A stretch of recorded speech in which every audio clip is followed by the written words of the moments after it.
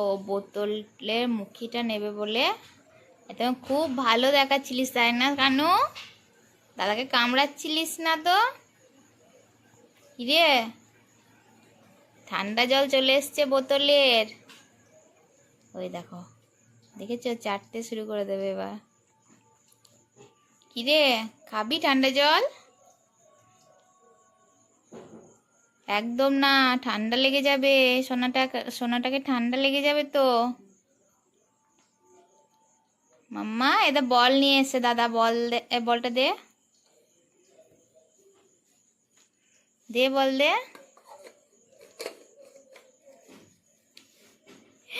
বলটা চামড়া আরো কেটে দেবে।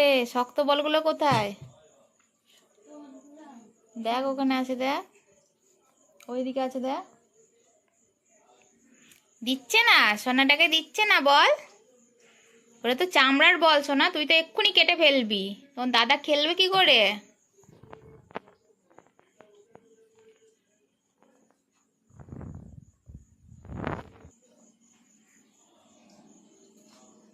খেলা কর বল নিয়ে।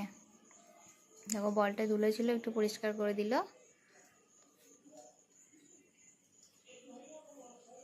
দেখ এবার ভাঙতে পারিস কিনা, দেখ বলটা।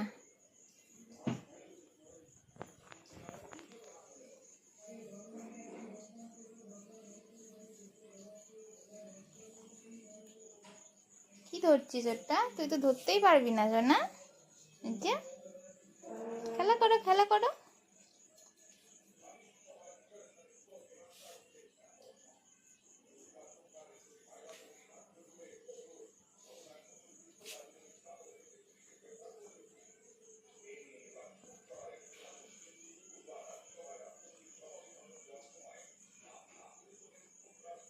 খুব ভালো হচ্ছে খেলা। হ্যাঁ হ্যাঁ, দেখেছো, ভাঙার চেষ্টা করছে ও।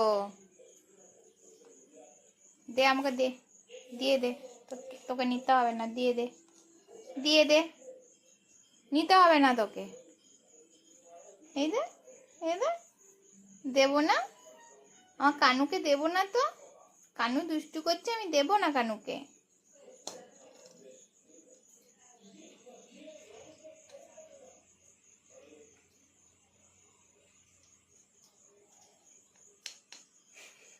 দেখো কিভাবে বল নিয়ে খেলা করতে লেগেছে, দেখো।